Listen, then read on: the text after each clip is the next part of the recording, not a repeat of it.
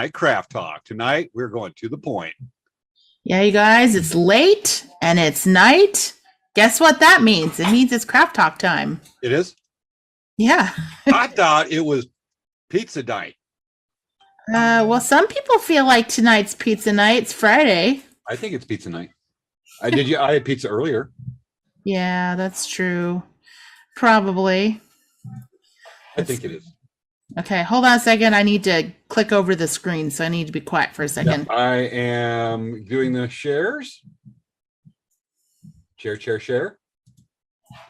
Let's see. Elkrack is live now. Let me see if Elkrack's live. We're live. Well, I see that Dancy Bear's live. I see the Dancy Bear's also live. Yeah, exactly. Prove there's life. I know. So this is the time, guys. If you could share with your friends. Hoorah, I'm about to share. Share because you care. Absolutely. Okay, let me type in. We are live for this week's episode of Late Night Craft Talk.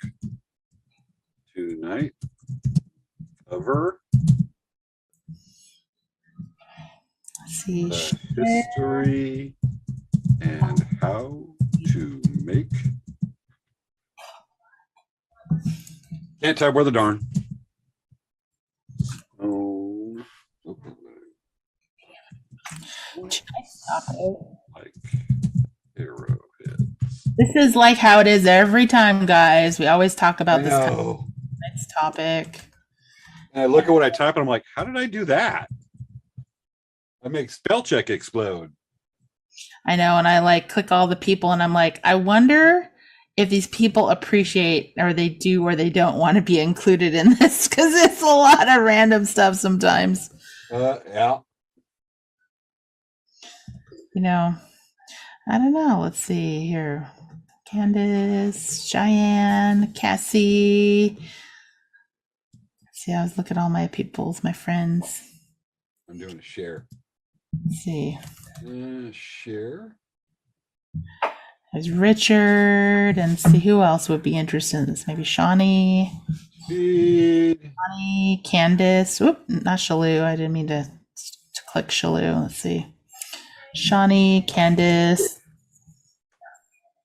See, we got a few people watching over here. We got a few handful going on. Yeah. I see that Carrie's on there. Hello, Carrie Redhouse. Yes. Hey, Carrie. How's it going? We say we are doing just awesome tonight. We're learning about sharp, pointy objects. Yes, this is totally like a major deal, guys. We're going to be talking about arrowheads. Arrowheads, stone points. I know everyone has been waiting for this episode. Absolutely. You know, I'm looking and, you know, do you have subtitles on your feed for Dancing Bear? I have it on Elkrack and Dancing Bear.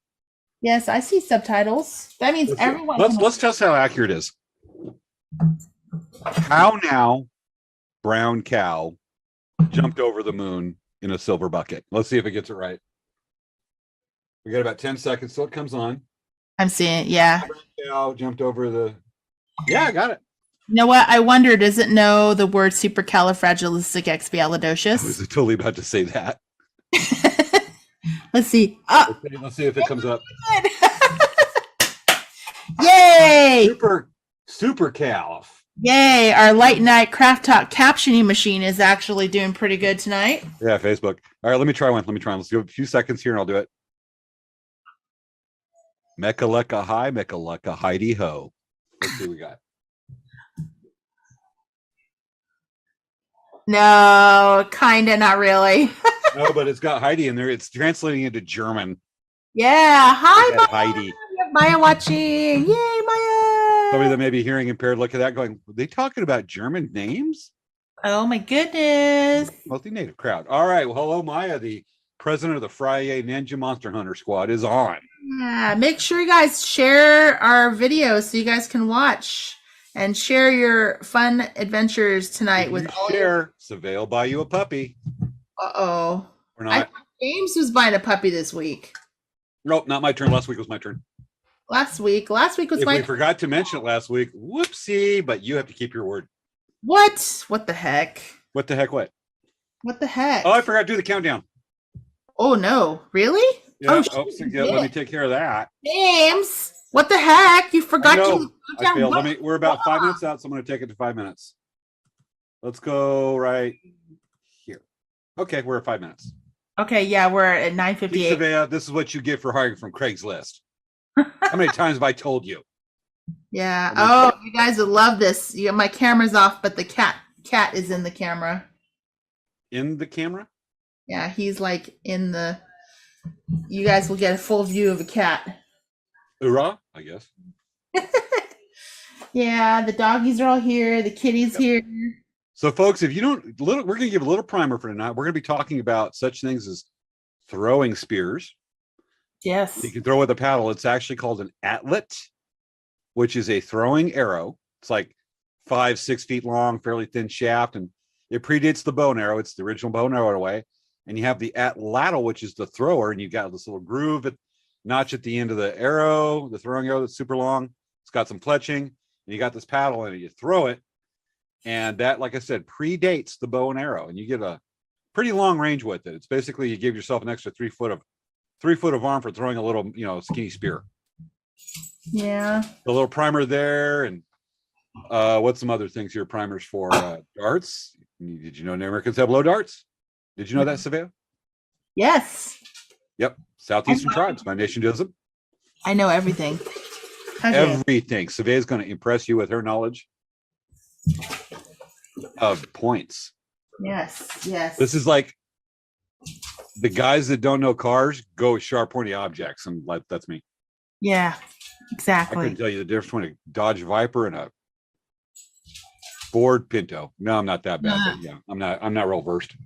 Yeah. So tonight's going to be a very cool informational show. You guys are going to learn a lot of interesting stuff. Yep. 2 weeks ago we had STEM. We were talking about rockets and spacecraft, and today we're talking about shiny, sharp rocks. It's interesting, isn't it? Like the extremes that we go.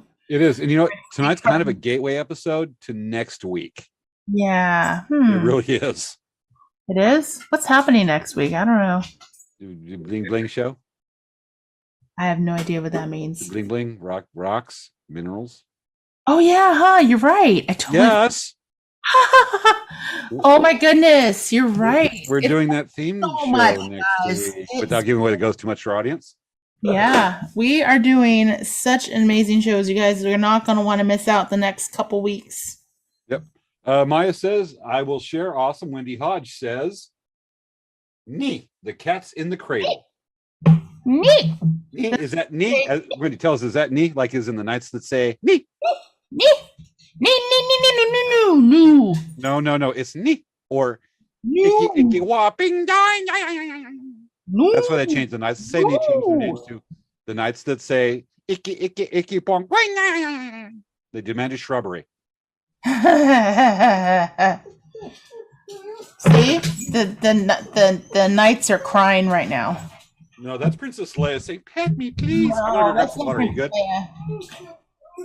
No, that's all right. Can you keep the audience entertained for 1 minute? That's a very naughty doggy right now. Yeah, naughty doggy. I'm gonna go refill my water. I'm almost dry. I can't starve to death. Okay, guys, James left. So what prank should we play on him? Because he won't know. Guys, put it in the chat of what prank we should play on him. He's not looking at my chat. So if you're watching on Dancing Bear, you can chat on Dancing Bear. He's not watching my chat, guys. So you know.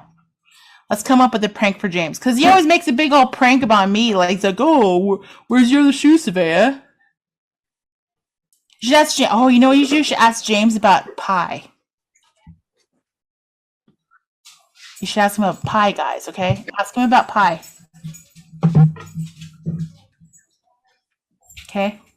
Yeah, so, oh my gosh, it's only 50 seconds, James. You better hurry up. I'm almost ready. I didn't hear anything that you said to the audience because you don't pull it as good as I do. Yeah, I know.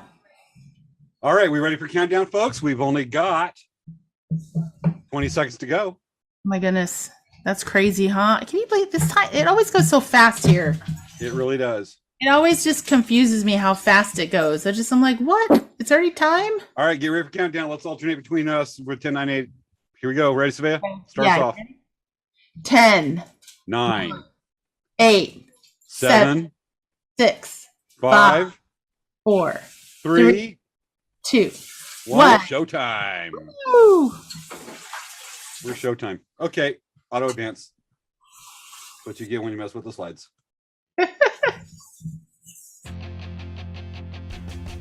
It's time for Late Night Craft Talk with hosts Svea Kamora Yang and James Hermes. On this week's show, To the Point, a short history of stone tools and arrowheads in North America. Why did the archaeologist hate his life? Because his career was in ruins. It's time to start the show.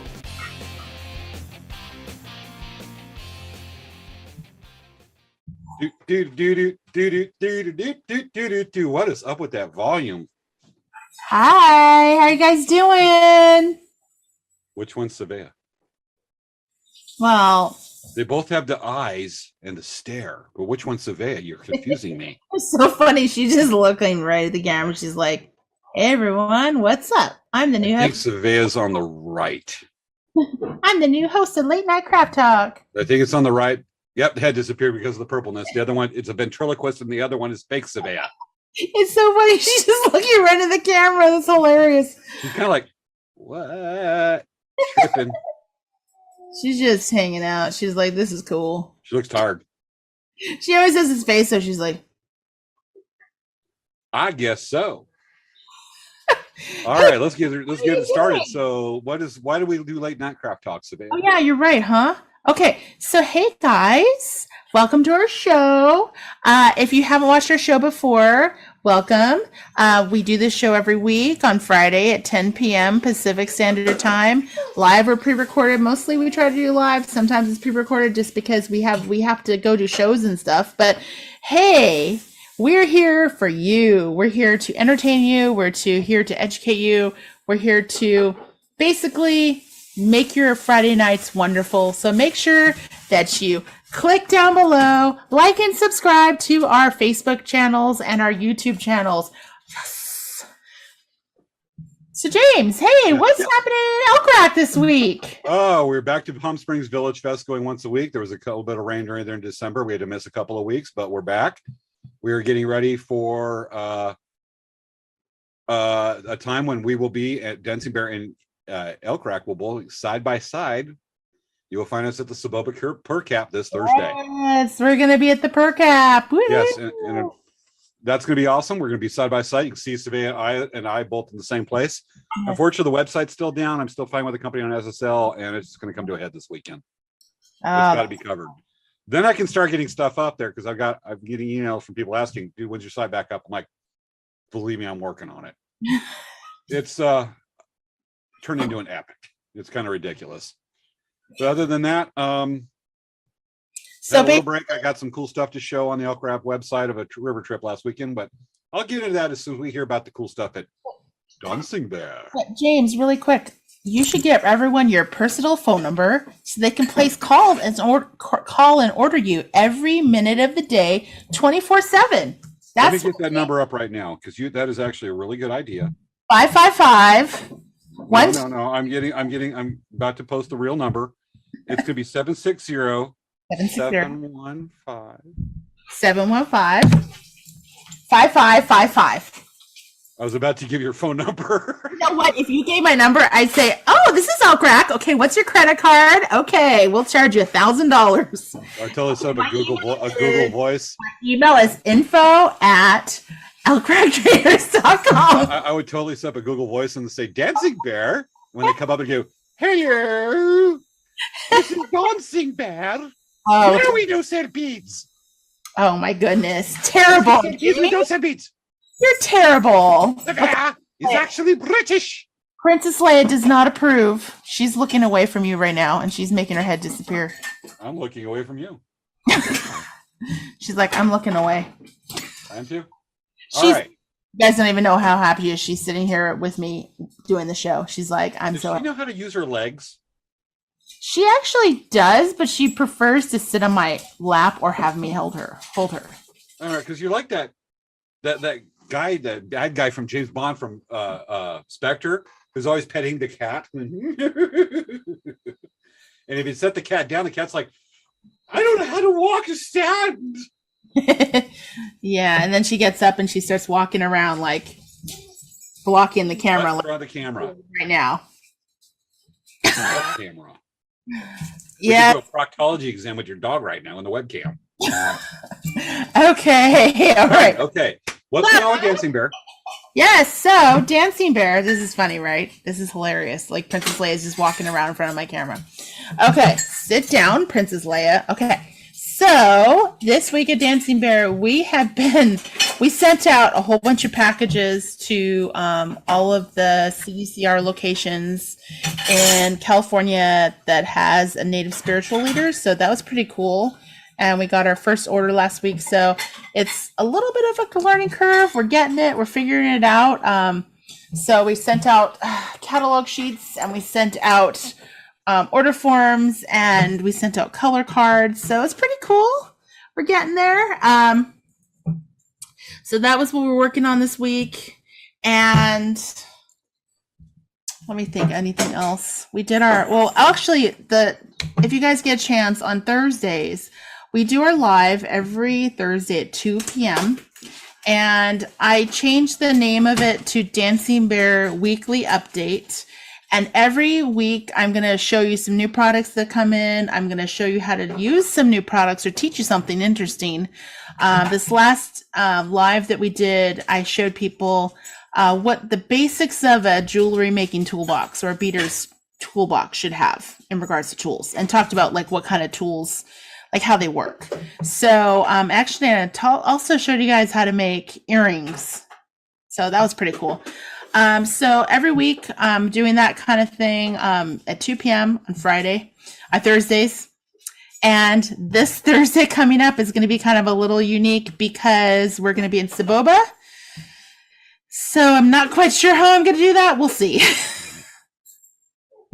Technology and miracles and magic. Yes. A bit of Hogwarts and a bit of science. Yes. So I tried doing a live yesterday morning. Yeah. I was going to do, I do this thing every so often called It's a Knife Day today, go work on one of my knives. Mm-hmm. So I'm setting it up where I'm going to stream. I set up because I run it through OBS, open source broadcasting. When it goes right, you got the cool graphics, looks really professional. Mm-hmm. So I have this thing where it's downloaded on one of my old phones that acts as called Stream Remote, that acts as a remote for OBS. You can set up the scenes, you just press a button and opening credits and all that. So I set it up and I'm got it going on and I'm streaming through the GoPro. It's really cool. I mean, it's overly I make it overly complex, but it just does cool stuff. Yeah. And it works. So I bust one at the grinding wheel and went, well, let me change that out. And I take this little like screw thing that unscrews the Dremel cutoff wheel. Well, it's metal. And my phone that was the remote, the touchscreen, response to human touch or anything that conducts electricity. Mm-hmm. So I'm doing it. I set the screw down. I don't realize it's on the phone. And it crosses the end screen. Yeah. I've got the end screen holding on for anywhere from probably a minute to 4 minutes. Wow. And I'm like commenting on the GoPro. And I look over the screen for comments and I went, why is the end screen there? Crud. I look at the phone, the metallic thing hit the end screen. I'm going, well, there's another learn because it's a learning experience. I tell people this is new to me. Where there's going to be maybe mistakes. Every time we do, we'll find new ones, but it kind of gets smoother. Mm-hmm. Well, don't put something metal conductive on your touch screen remote for OBS and look more often. Yes. Whoopsie. Yes. So learned right there.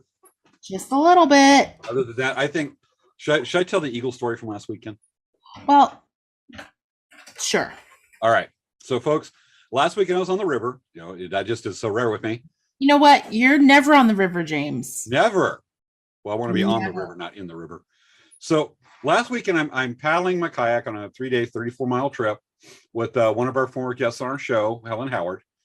And We're in Imperial National Wildlife Refuge between Blythe and Yuma. And this is a great area because this is where the eagles that come down from like Canada and Alaska come winter out. We're going to see eagles.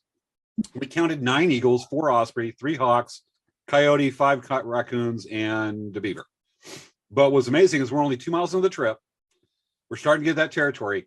And so he goes, what's that big thing in the tree? Is this cottonwood tree on the California side? And I look over and went, is that a beehive?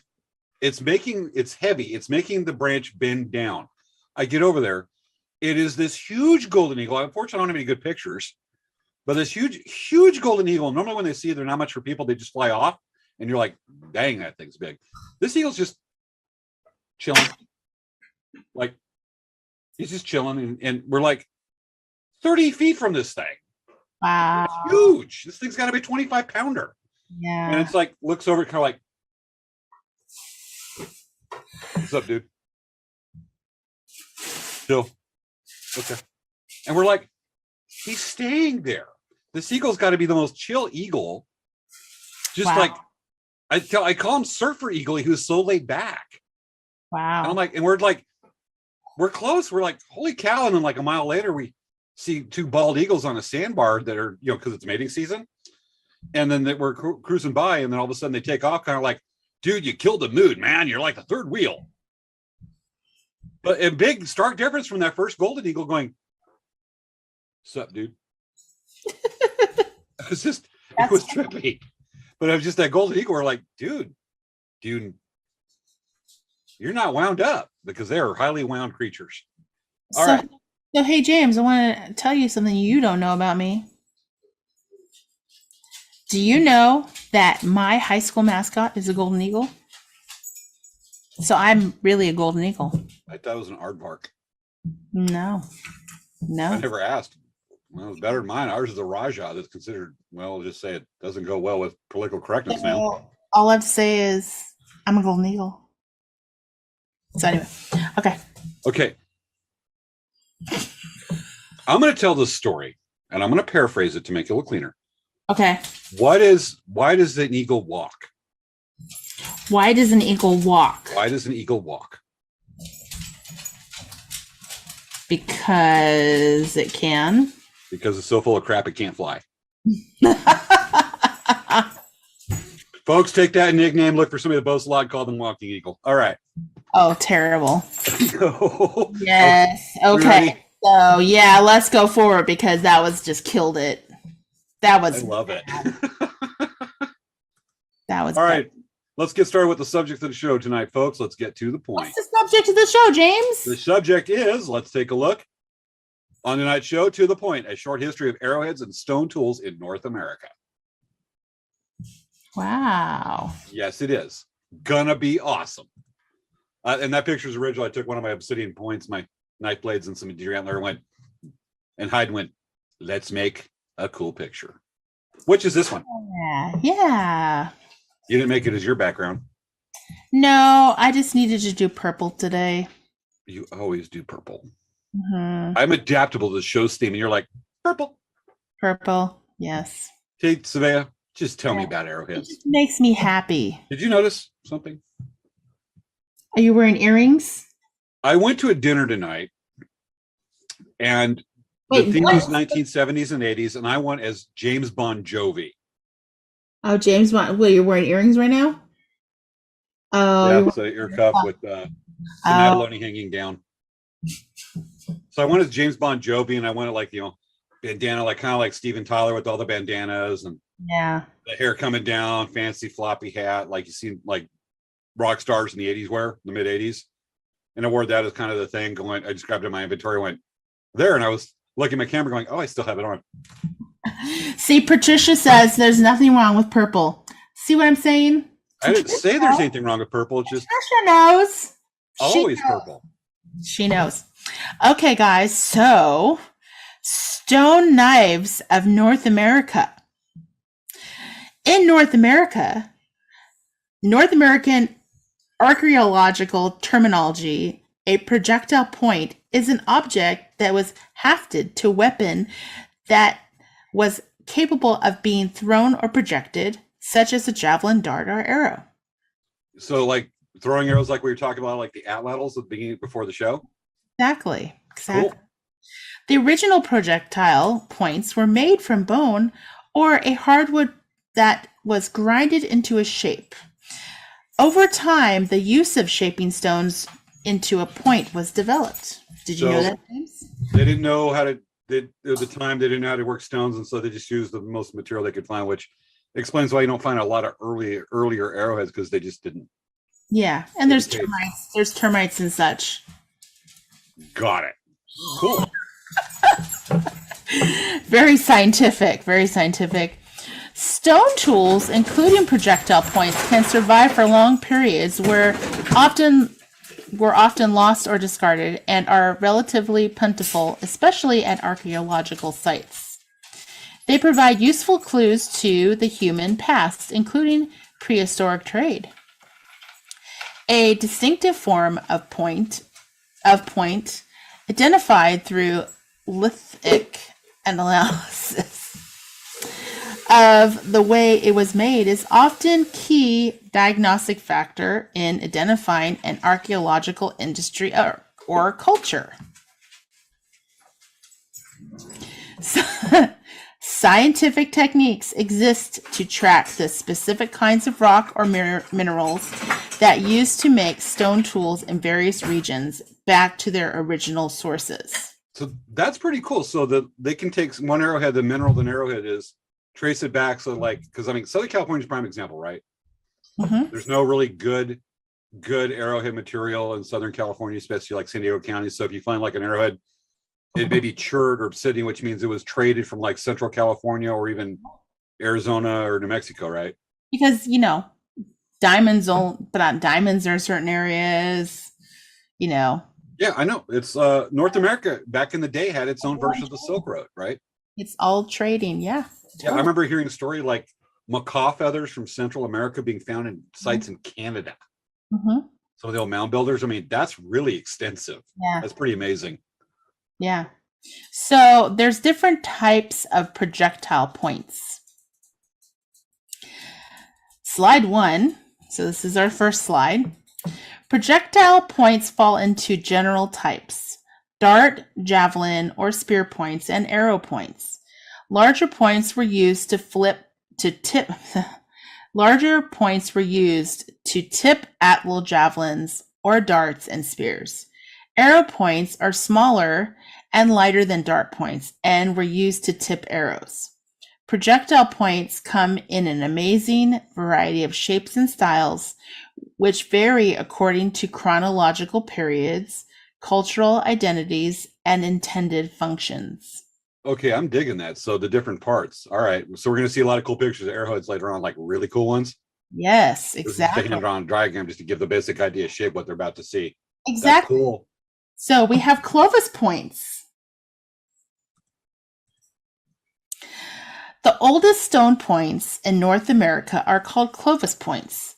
Clovis points are thin, fluted projectile points created using bifacial percussion flaking. That is, each face is flaked on both edges alternatively with a percussor. Do you want to describe what a percussor is, James? A percussor is going to be alternatively with a percussor is actually going to be a way to. Let me show. Oh, come on, backslide. Sorry. See this little thing right there that's sticking up?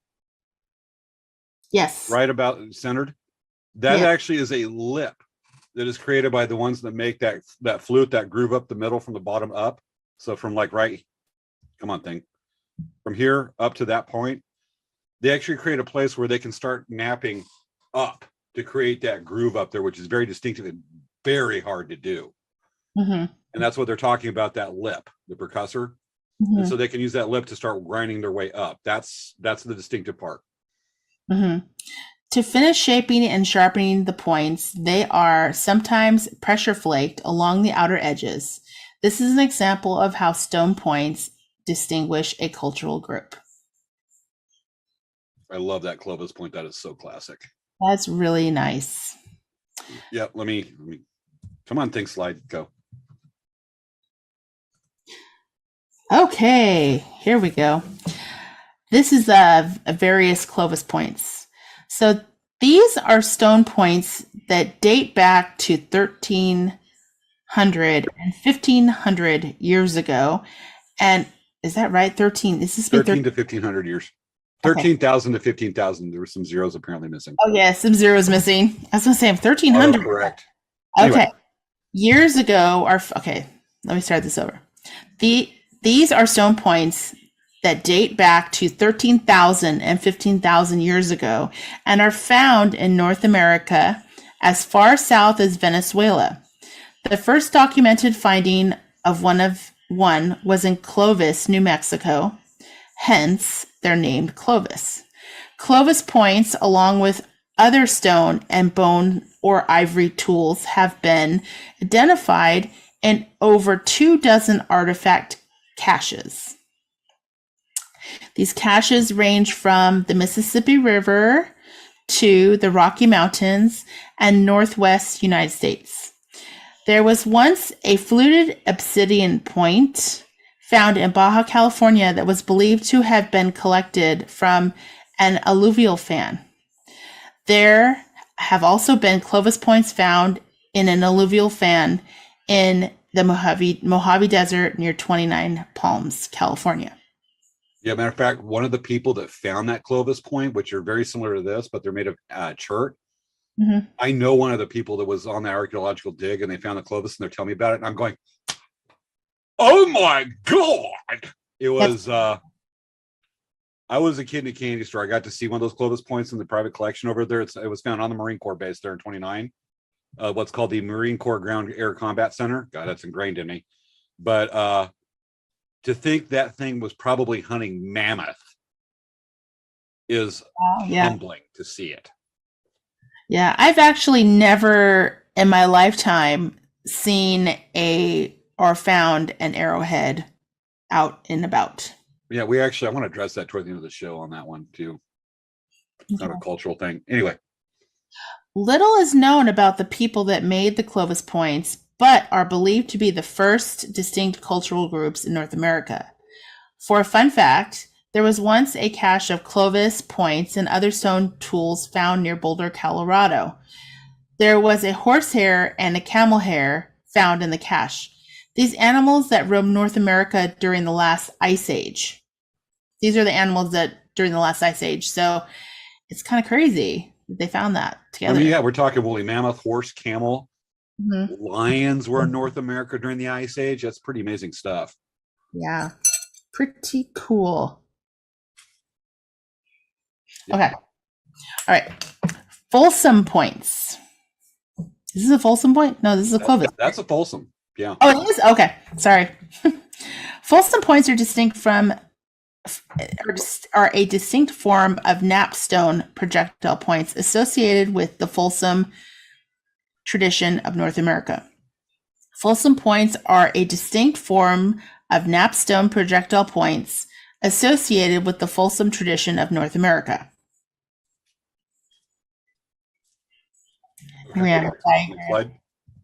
Diagram of Folsom points. The points are bifacially worked and have a symmetrical leaf-like shape with a concave base and wide, shallow grooves running almost the entire length of the point. The edges are finely worked. The characteristic groove known as fluting may have served to aid hafting to a wooden shaft or dart. Use-wear studies have shown that some examples were used as knives as well as projectile points. They're pretty sharp. I think they make pretty good holes in people. What did you say? And other things? Absolutely. Matter of fact, I have last night when I was in Palm Springs, I had a customer going, "Oh, you put arrowheads as knives." I went, actually, because I had a couple that I had obsidian that kind of had the general Folsom shape, but didn't have the flute up the middle. And that thing goes almost all the way up from what you saw. Mm-hmm. That is extremely hard to do. Mm-hmm. But they're going, arrowheads on knives. I went, actually, you're going to have the arrowhead shape on knives as well as arrows, spears, because for a stone point, it's an efficient shape. Mm-hmm. We're not talking machetes and metal blades here. These aren't Bowies or Ginsus, but it's an efficient shape that works for, like I said, using as a knife, or spear, or an arrow, or a hair comb. No, I'm kidding. But it's an efficient shape on that one. That's why they tend to be that same shape around, rough shape around the world at a lot of given times. Like a wheel. The wheel is overrated. Folsom points are found widely across North America and are dated to the period between 9500 BC and 88,000 BC. The Folsom cultural group is considered the second oldest cultural group in North America. Yeah.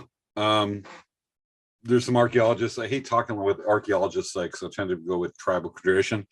But there's about 300-year point of time, I think, if I'm right. Am I correct? That happened. You had the Clovis, and then the points. You don't find anything younger than like 13,000, 12,000 years ago, and all of a sudden you've got a few hundred years of the Folsom points that are found, and they're actually more widely distributed than the Clovis, if I remember correctly. Am I right? Yes. Yes, you're always right, James. Pretty amazing, but it's one of those things that talks about cultural groups. The Clovis were found in some areas, and it's very distinct. They're napping, and it's true of Native peoples around the world. Their material, their methods of doing it. You could say, okay, it's kind of like linguistic groups. You have skill groups that they're able to track, because the language, there's no way to track the language at the time. Yeah, it's gone. Yeah. And so they base it off of that, and it's just really interesting. The older arrowheads they base off cultural groups, and as things become more, they may base cultural groups like, say, ancestral Puebloans based off of pottery and weaving techniques. So baskets they found, so that will distinguish a cultural group. Mm-hmm. And it just detective work all over. Yeah, pretty amazing. So I just wanted to let you guys know. So when you're watching the show and James starts talking about napping, and I start doing this, I know what napping is, just so you guys know. It's the difference between an N-A-P-P-I-N-G and K-N-A-P-P-I-N-G. Yeah. We'll explain to you what napping is. If you heard the word pressure flake, we'll explain that in a few minutes. So I just wanted to make sure you guys know that it's intentional to irritate James like sandpaper. Anybody that does napping and hears a joke, it's kind of like a canoeer hearing, oh, let's hear the banjos. We're like, have to hear that again and again and again. Okay. And again. Yes. And again. Okay. Tell me about arrowhead shapes. Types of arrowheads. Did you know that, James? Do tell us, because you are the knowledgeable one. I know, right? The most common stone to make arrowheads in North America are quartzite, jasper, quartz, chalcedony, agate, obsidian, chert, petrified wood, and basalt. Really, basalt too? Mm-hmm. I always thought it was too fractured. That's kind of cool. Yeah, actually, what was it? What's it? The metal, that one metal. Well, I don't know if this is what you're thinking about, but I actually have a friend that she's from Indiana, and she has a bronzed copper axe head. It was made from the copper deposits it was mined from the copper deposits around the Great Lakes. And the way they heated and tempered it, it bronzed it. And it dates from the mound builders from we're talking 1100s AD, which is. Oh, I know. Cool. I forgot to include it. They also were made out of Bhaskar. Bhaskar steel? I'm going to take some Bhaskar steel. Yes, I'm just joking. Okay. Hit you with the head with that. Bhaskar steel's from Star Wars, folks. That's what the Mandalorian's armor's made of. And lightsabers can't penetrate because it's really dense steel. Not arrowhead material from North America. I thought Mom would approve that. Okay. Back you with my Uru Mueller hammer. The major or vibranium. Hey, you know what? I bet you they make arrowheads out of vibranium. Wakanda does. From Wakanda, for sure. Wakanda forever. Okay. The major types of arrowheads are side notched. Wait, is this the same slide as earlier? Is this the same? Supposed to be the same slide? It's a side notched arrowhead. Okay, side notched arrowhead. Corner notched. You have a different picture? There's a corner notch. Okay, corner notched. They are distinct. Straight stemmed. Okay. Contracting stemmed. Look at the bottom there, folks. That'll tell you the difference. Yes. And then expanding stemmed. Right there. Mm-hmm. Triangular. Which is probably the most primitive type of arrowhead. Lanceolate. Kind of similar, but you don't have the fluid of the Clovis and the Folsom points. Mm-hmm. Okay. How to make an arrowhead. I know this is what everyone's been waiting for. This is where I come in. Okay, it's going to take me a minute to set up for this. I need to sign on to Zoom with my cell phone and go out to where I have the material. Folks, I'm going to show you how to make an arrowhead. Yes, okay. This is called napping because you nap the stone. It's chipping because you're napping away at it. I'm going to spend a few minutes. I'm going to show you I'm going to make an obsidian arrowhead. So this is the real hands-on part. So Dave does all the brainy work. James digs the ditch. Yes. So I'm going to show you guys how to nap. Give me a minute while I sign on, and you can teach people the first part about napping without the K. Yes. Okay. You ready, James? I'm going to go get stuff right now. I'm signing on to Zoom with the cell phone. All right, I'm going to walk away and turn off my camera. You can give them first lesson on napping.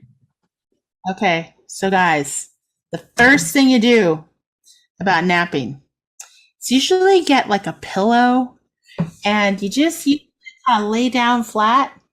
And usually you kind of lay down flat and kind of just rest yourself and you just rest your head like this and you close your eyes and start to breathe at a slower rate. That's how you start your napping. I am in the garage. You are? I am in the garage. I'm getting ready to set up here. Let me get the phone mounted. All right, folks. Give me a second here. All right, let me mount it here so I can dip the camera down so you all see it close. This is something hard to do when you need the phone for the signing on. So okay, guys, let's see what we can find. Okay, there's a kayak. So I'm gonna go ahead and dip the phone down. I'm gonna switch the camera angle. There's a table. Let's bring it down. You're looking at my ceiling right now.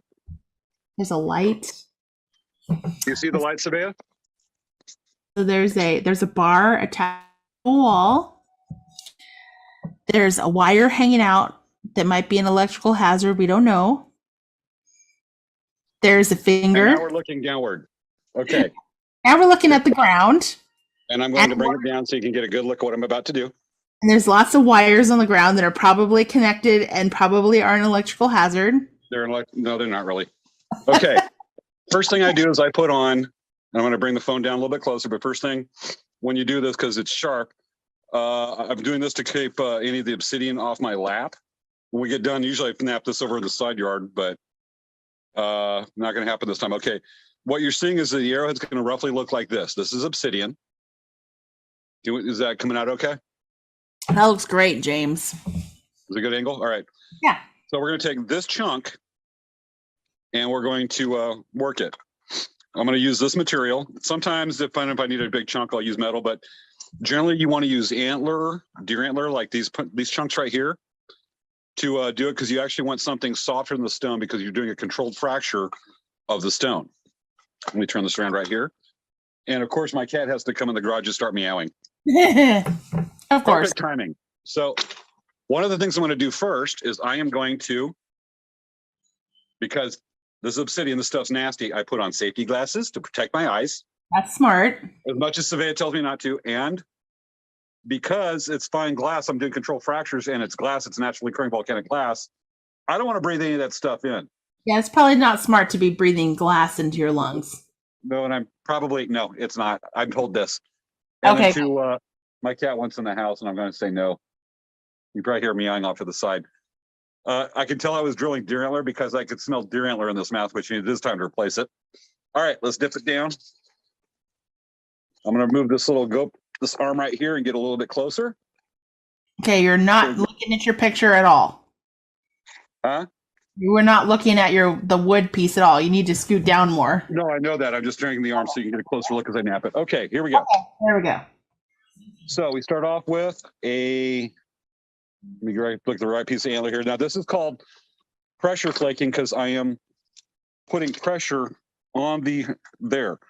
There's two types, pressure flaking and percussion. Percussion is where you take a larger piece of stone or antler in a knob and you hit away at and knock chunks off. This is where you're actually doing direct pressure, so that's pressure flaking. So I've got a rough general shape to this. I want to put in notches. There's a little bit of a bend to it. So I'm going to add this part. You got a good angle? Yeah. Okay.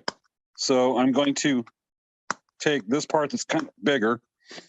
I'm going to use the metal piece because I don't have any elkhorn or anything big enough to do this. So I'm kind of cheating and I'm using metal right now, which still has the intended part, but I got, like I said, the antler I don't want to dig out. It's a lot of obsidian that just got knocked away right there. So I'm doing a general shape. I'm knocking off bigger parts to get the general shape of the arrowhead. See that obsidian just flying around. I got some big flakes right here. Wow. So you see how it's coming together? That's cool.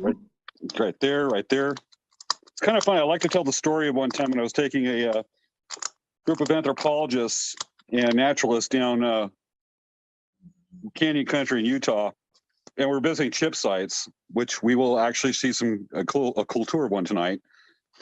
And I'm taking around and I said, hey, what's the difference between this and the front of my garage on a couple days a week? 1,000 years. They're like, yeah. I'm like, no, dude, I make arrowheads. And then one says, yeah, whatever. Then he hands me a piece of jasper. And we were in BLM land, hands me a piece of jasper, goes, here, do something with that. And I went, okay. Took a tent stake, flat rock, napped an arrowhead. And he's like, oh my God. I went, dude, what do you think? You're like, I told you, you don't listen to me? Yeah. I've got a thick piece right here. I'm trying to get a big chunk off right there. Now, normally guys will wear gloves and work this way. I'm doing a very unusual technique that I work with it opened just because I like to get the flakes on it. So anybody who's a napper or seen videos, they're like, dude, what are you doing? I went, well, this is what I do. I like to see what I'm doing and I actually get better leverage working this way. That is a lot of obsidian in my lap. Okay, you starting to see the shape of it? Yeah. That's So cool. I'm gonna work on a little bit here. People love it. I'll sit there and I'll nap an arrowhead in front of me like a powwow, and they're like, we carry on a whole conversation. They're like, all of a sudden, they're like, take a minute, and they're like, dude, that's an arrowhead. I went, yeah. Okay, so we've got that general shape. Let's work on that point right here a little bit so we get a good point to it. And this stuff's nasty. Obsidian is the sharpest stone, but it's also the most fragile because it is glass. Mm-hmm. But it's a great material to learn on. But it's kind of like bull riding. It's not if, but when it will bite you. Okay. So how's that looking? That looks pretty interesting. Yeah. So I got a kind of a bulge right here. So let me tape that down a little bit. I got some hair in my mask. That's not fun. Yeah. Okay. You see that? I just knocked off a big piece. So I'm starting that point starting to look really good, doesn't it? Yeah, it's getting a lot thinner. Mm-hmm. More stabby like. More stabby, sharp, pointy object. So we got that general shape going on the arrowhead now. Mm-hmm. I see that. That's cool. Yeah, I got a little bit more here to work on. What's really neat is like, I go to sites where you can see guys at a chip site and you still see their flakes around. Oh, wow. Yeah, that's cool. Working hundreds or 1,000 years ago. And you're like, dude, I can actually tell from a chip site if the person making it 1,000 years ago or whenever was left-handed or right-handed. Mm. It makes it a little bit more interesting and personal when you can read that kind of stuff. Okay. So I was getting kind of straight there? Yeah. Yeah, we're definitely getting a good shape on this one. We got some good flakes getting there. So on this one, to make it good, we want to start working on this part. What kind of arrowhead do you think I should make on this back end? Concave, expanding, or what? Expanding stem, or should I do notches? Let's do notches. Okay. So I'm going to get it straight right here. Because it's good enough I can get anything in. There's a little bit of blood right there. I got a little cut. Oh I'm man. bleeding for our audience. Yeah, right. Okay, Yeah, so so Maya's asking, where do you find the materials for arrowheads, James? a lot of Something you places. want to share? Is that something you want to share online? I can totally share it. Gem and mineral shows. Okay. Look at that great flakes. Remember those flakes you saw on the pictures on the online? Yeah. We're starting to get those really cool flakes now there too. If you can see that, I don't know if it's coming out on Facebook, but I can we're see starting to get those really cool flakes right there. I can see a little bit of the little bit of the kind of rounded kind of divots out. Yeah, that's exactly what we're getting right now. So let me take more of this part out. Material, it doesn't matter. I mean, if you have a stone, you can slab it or knock a piece off. Because in the old days, if you had like a big boulder, you take what's called a hammer stone and you knock off flakes. And then you get a good flake right there that's already got the shape. You just remove the excess and you got an arrowhead. So, It'll be fairly straight. So I have a question for you. Could you do this with tiger's eye? Yes. Because it's not the greatest.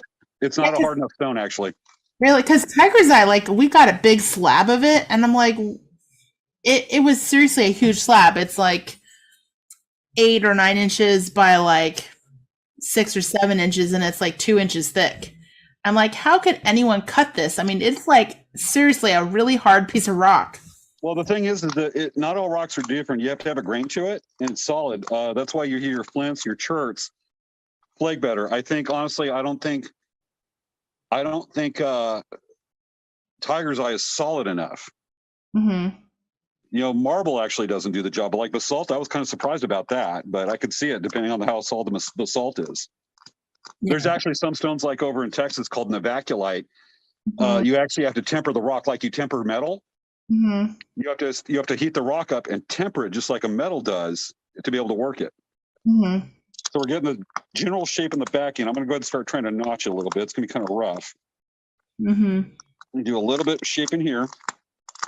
Wow, Kelly Jo said on her horseback trip in Truman Meadows, she saw oodles of obsidian and came across arrowheads on the trail. Not surprised. I think Kelly Jo probably took that. Kelly Jo, did you take that trip last year? I've never seen arrowheads in like finding arrowheads ever. Surprisingly, I never had it either. Really? I've seen pits and points, but I don't go looking for it. Here's the thing about it. People used to go collecting arrowheads, and they still do. You're looking quasi illegal. It's considered an archaeological find. Oh, yeah. If you pick up an arrowhead, leave it there. It's been there. Let the future generations also enjoy it and see it there, because there's less activity and interaction if we pick up arrowheads, and the future generations don't see that. Mm-hmm. Leave that as a treasure. It's part of the landscape. It's part of the history. Let it be. Yeah.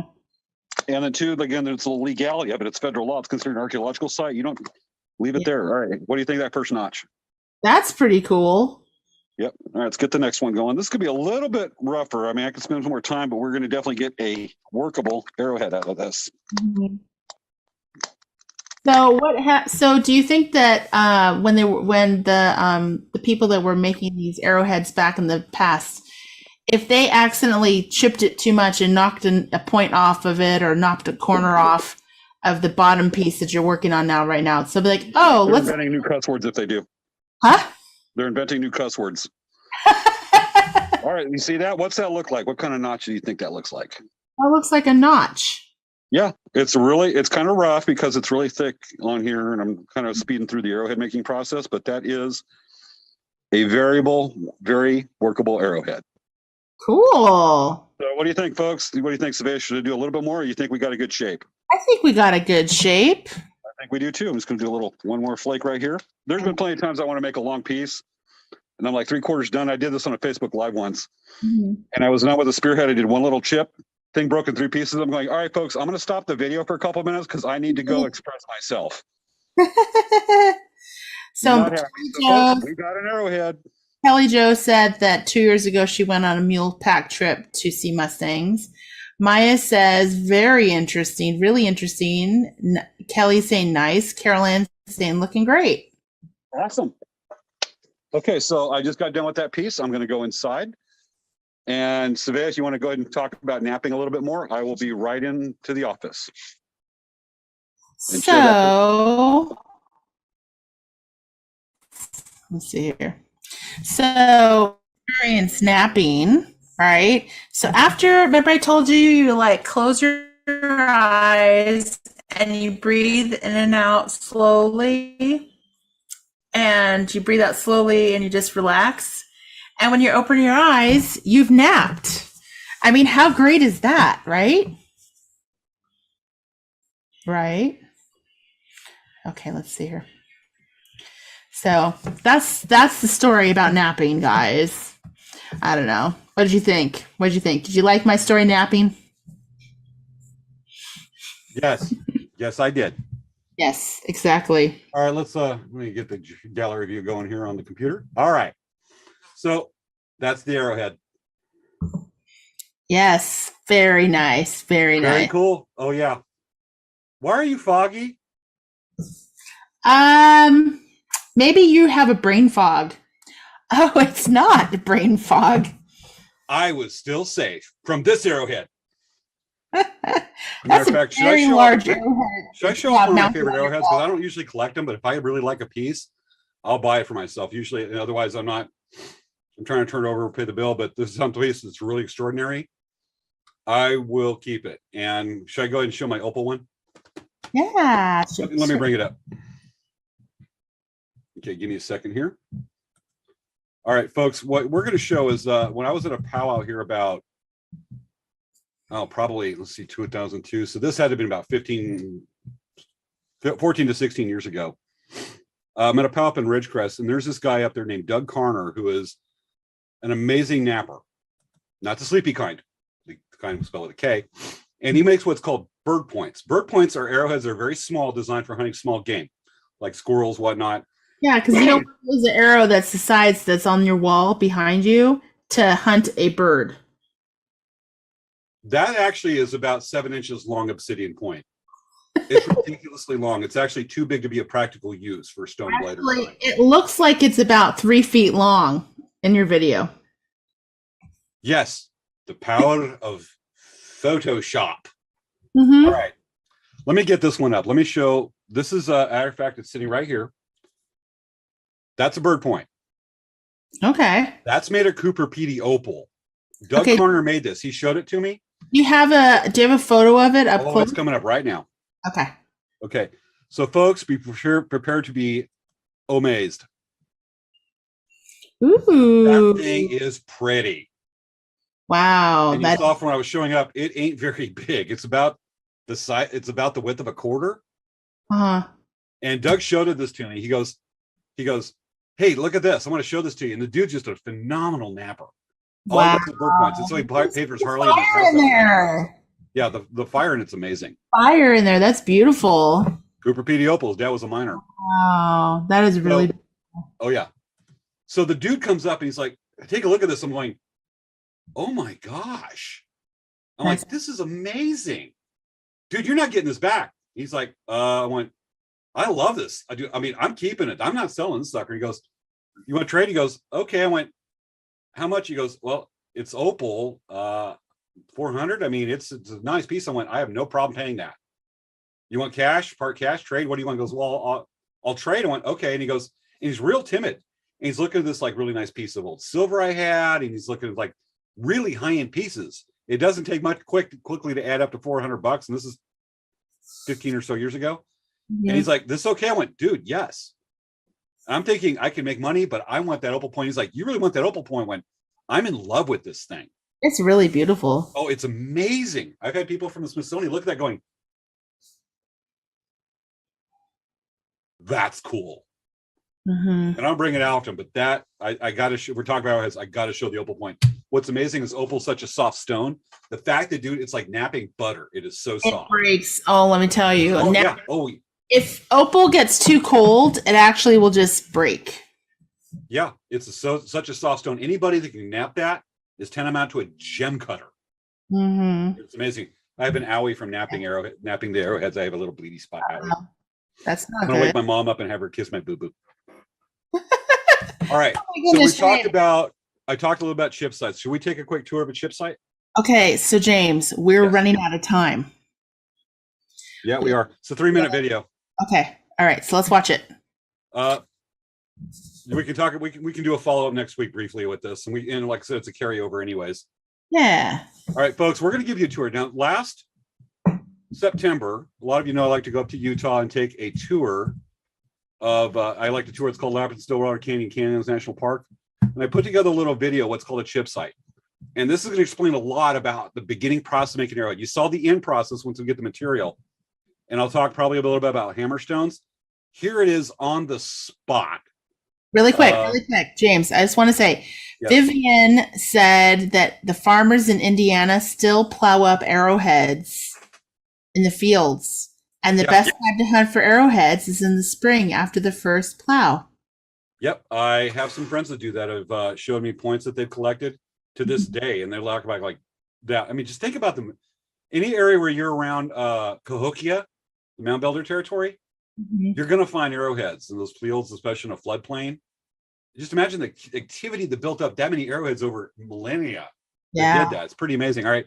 This is a site in Utah. It's very arid. It's going to be different than other parts of the country, but you get a great idea of a tour of a chip site. This is a chip site around what's called Turk's Head. So we have right here is a chip site with various jasper right here. And you can see where the old ones have come along and knocked off flakes of these stones. And they knock off parts like this using a hammerstone. And you can see debris all over the place and some flakes over here.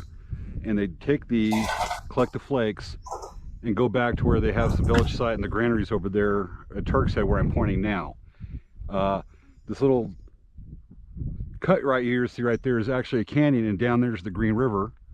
And the Green River goes around this way and around the other side of Turk's Head and kind of creates like an isthmus over there. But there's a large number of granary sites over there. Over here is actually Newspaper Rock with a large number of petroglyphs that we just visited. And this whole area right here along here is chip sites taken from the cliffs up here above us. Hi, Bob. And the rocks would come down here. Here we have another chip site with a lot of stones that have been worked and flaked, just mounds of it, piles of it, just absolutely spectacular. And let's take a look at some other sites. Here's another chip site with some decent flakes you can see here come off, like right here, taking it off. I found some thin ones back a ways on the trail, but there's another chip. But there's another site, hopefully I can find it, that has some very thin flakes. Here we go. Another part that's been taken off this rock right here, chipped away. You can see all this debris right here is all flakes from 1,000 years ago from the ancestral Puebloans that lived here. And we are in Stillwater Canyon. Some beautiful flakes here, taken like that. You can see the jaking off. Here's a nice flake right there. I could actually almost work something into that. Too much of a bend, but just some beautiful pieces. And just think about just how many years and generations sat here collecting stones and knapping this to make this debris field. It is absolutely incredible. All this just chip site, just absolutely incredible. Here's a flake that friend Bob just found. Nice flake right there. They would take the rocks like a hammerstone on these bigger rocks, like right there on that jasper, and knock off, try to get flakes like this. This one's kind of workable, but you get a nice flat piece like that, take it back, nap that into an arrowhead, but just absolutely beautiful. Let's put that back where we found it, right over here. Just absolutely amazing. Here's another stone where they worked it. Taking flakes off of here, there, all the breakages. I mean, that doesn't happen naturally. And just amazing. They actually touched this and worked it. Just amazing. Bob, you just got done visiting Newspaper Rock. What are your plans now? Back to my boat. Ah, me too. Back to the boat over there. All right, so that was a tour of a chip site. You can tell I was a kid in a candy store on that one. That was really I cool. mentioned hammerstone, which they use a larger stone to knock off flakes, which you saw very similar to when I started that obsidian piece here a few minutes ago. Mm-hmm. So pretty cool. Turk's Head is Disneyland for James. James is like, it's like I'm gonna seriously say, I'm gonna compare it. It's Israel to me. It's the Holy Land that is so tangible. The old ones there that I'm just like, I am just so humbled to be there. It's just chills up my spine. James's happy place, like Svea in Purple Haze. Eating zebra popcorn. Yeah, I ate some. I still have a New York candy chocolate thing. I eat the dark chocolate at night on Fridays to help keep me up. So that is the collection, our presentation, arrowheads. Do we want to go on overtime? We don't have much left. Do we want to do overtime a little bit? I don't know, James. We got to keep it.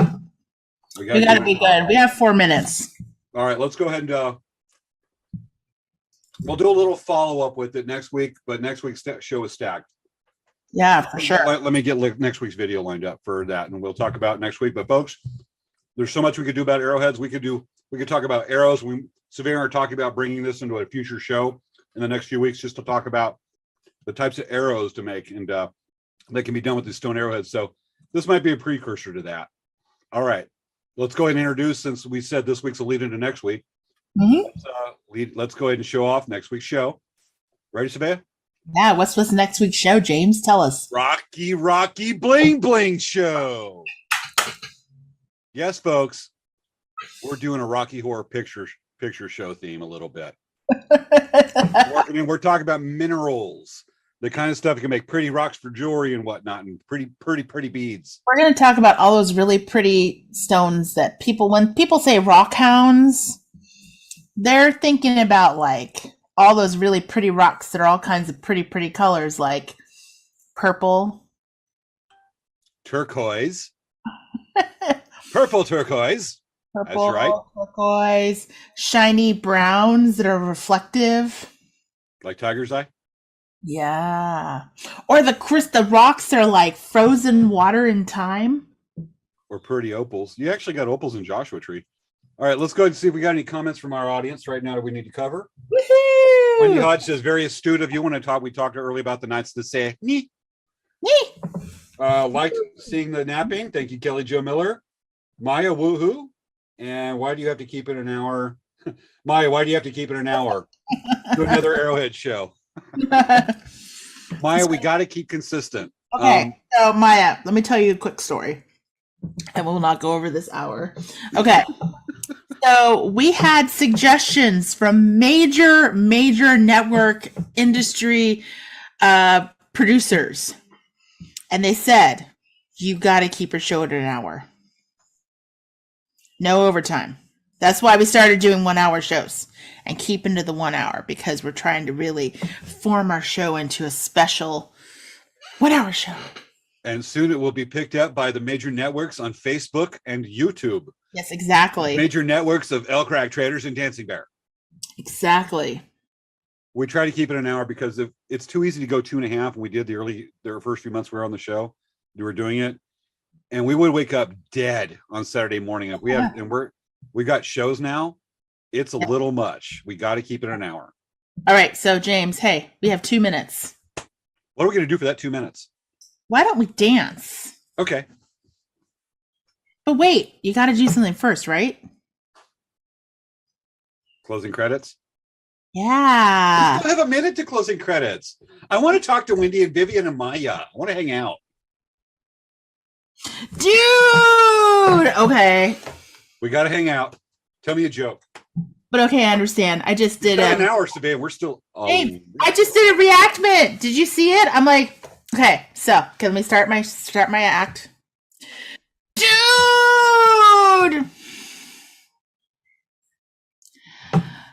That's my reaction when you tell us we're going to do another knitting episode. I just did a Maya comment on the show. Oh, okay, got it. I thought that was a reenacted meeting. You saying let's do a knitting episode during our meetings, and I'm going. I just reenacted a Maya comment.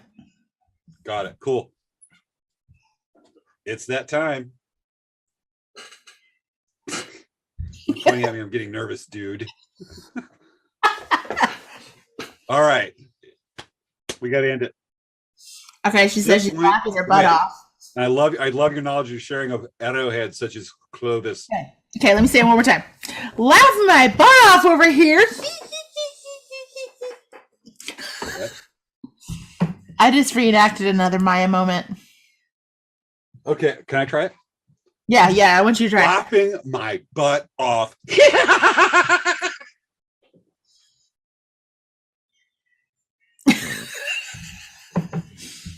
Popcorn? Here. Okay. Here, use some popcorn. Here, I'm reaching it over here. Take some. Nom, nom, nom, nom, nom, nom, nom. I think I'm going to do 2 AM nachos tonight. Okay. Yeah. Let's Right. go get nachos right now.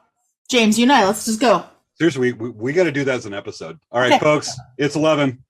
Yeah, we're going to go get nachos over this, you guys. Join us at the local nacho shop. Knuckle Nacho Shop. Svea and I will beat you there. Yes, we are going right now. As soon as this is done. Totally, because she's in the next room next to me. Not. Exactly. All right, folks, it's time. The alarm's gone off. All right, folks, this has been another episode of Late Night Craft Talk. We'll see you next week. Remember, next week, Rocky Bling Bling Show. Rocky bling bling. Rocky Bling Bling. Time. All right, here we go. Cue tap dance.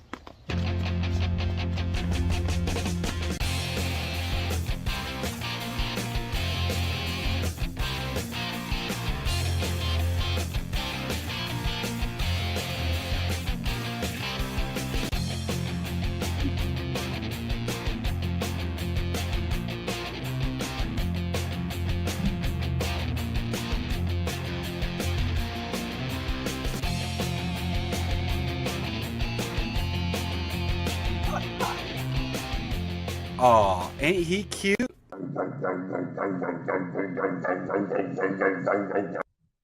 Good night, folks.